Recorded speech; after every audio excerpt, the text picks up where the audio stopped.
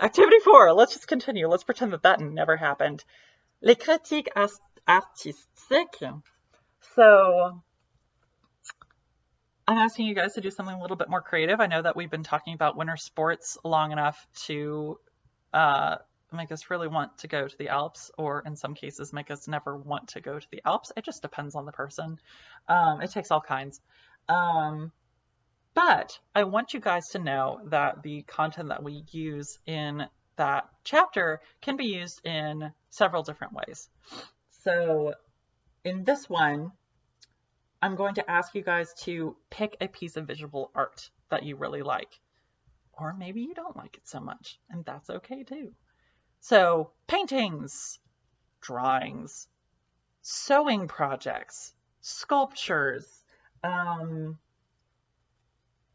furniture, something that's really old, something that's kind of old, something that's just been made, something that's meant to model the future, or maybe it was like the 60s and it was meant to look like the future and you're comparing it to something that was made now or something.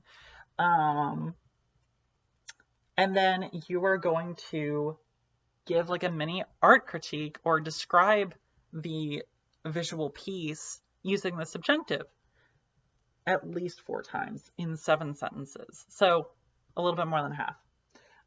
So I've got your impersonal expressions down here.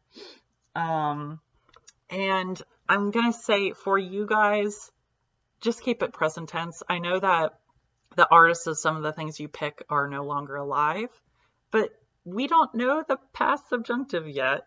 So don't worry about making it past tense. Just kind of pretend that the person is still with us. Okay? So I have actually done this with the example that I gave for you guys. So one of my favorite like traditional artists is Alphonse Mucha, and he does these like Art Nouveau kind of portraits. And this is spring. And what I am saying to describe it is the following. It's possible that Mucha paints with oil paints. Il est possible que Mucha peigne avec les peintures à l'huile. So you're kind of saying that like, oh, I don't know for sure, but I believe it is very possible that this happened, or it's good that the artist did this because I enjoy it. Or y'all have to go see this in a museum sometime whenever there's an exposition. So just kind of weaving in advice and opinions into how we use the subjunctive. Last activity. So I'm going to put this down for a second because my arm is going to sleep holding up the laptop, and that is concerning me, and we're not going to have that happen. Let's wiggle the fingers. This last activity, I really put a lot of thought into because I want to really make sure that you guys are equipped with different ways of interacting with your language, whether that's your first language, second, third, nth language. So what I'm asking you guys to do is I have 3 prompts, and I'm asking you guys to make a recording that you don't have to send to me. If you want to, by all means, I love hearing you guys' voices. 2 minutes where you're just talking about one of these prompts nonstop, just 2 minutes straight, just bang, bang, bang, bang, bang, bang, bang, just giving information. Then what I want you to do is listen back through this recording and transcribe it. So type down what you hear yourself saying word for word, okay? Then, well, as you're transcribing, if you run into any contractions like therer or y'all or it's, spell those out. So you all or there is, it is, there are, spell those out because you'll be taking what you type up to this website called Tag Crowd, and I've got a link on this thing. And you're going to be pasting it into this box and clicking the button that says visualize because you're going to visualize what you said. It's going to take what you put in and it's going to scan it through the words that you use, and it's going to make this graphic. And the words that you use more often than others are going to be really big. So I'll show you an example here in a second.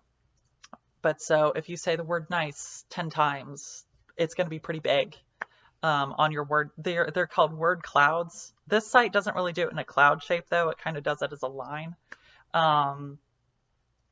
But you're going to take the 5 biggest, most used words from this generated graphic, and you're going to hop on down to the thesaurus. I can't speak. I can't say thesaurus. I've got it linked on here too. And you're going to find synonyms for those 5. You're going to find 2 each.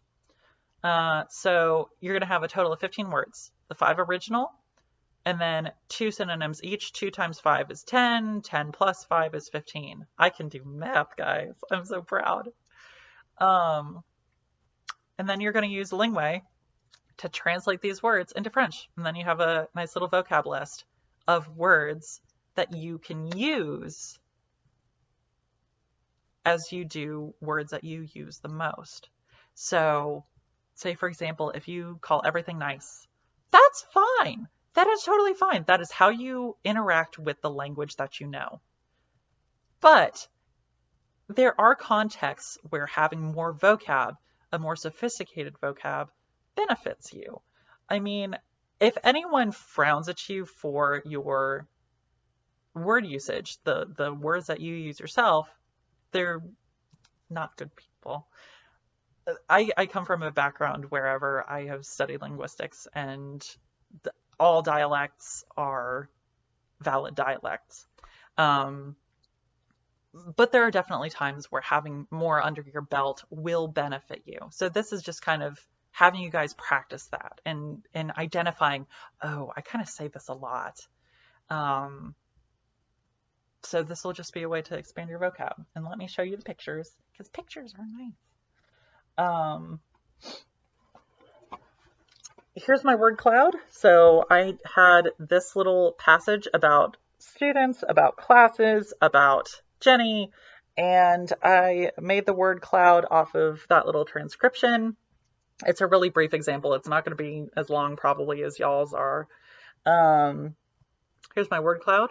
As you can probably see, even though the resolution is terrible, classes, students, French, and nice were my biggest words. But some words are not going to have synonyms or words that mean the same thing on the thesaurus, okay? French, you could probably switch with francophone, but then that doesn't even necessarily mean that the person is from France. They could be from Quebec or Côte d'Ivoire or Vietnam. They could be anywhere. So not all of them will have synonyms. On the thesaurus, there will be words that you put in that have multiple meanings. So class, it could be a classroom class. It could be that someone is very classy and they have a lot of class. It could be like kingdom, phylum, class, genus, species. I'm butchering that order and I'm so sorry. I have not looked at biology since I was a sophomore in high school. Ooh. Oh God, that was a while ago. But so there are different meanings for the word class. On the thesaurus website, if you click these little arrows here under the entry, once you type in the word and hit enter, they'll have those arrows for you to pick the right context of the word. And then you can get your synonyms, and then you can make your lovely little vocab list of your first language and your French translations using Lingway. So that is all that we have for the choice boards for this week. I really hope that you guys enjoy the activities that I came up with. I really tried to think of things that were a mix of interesting, thought-provoking, and memey. So I hope that you guys like them. Please let me know if you have any questions. Feel free to email me, email Madame Augeron. And if you need anything, please let us know. I love you all. I'm so proud of you all. I miss you all, and I will see you in my next video, which is going to be the fortune teller tutorial. So I will see you there. Attention.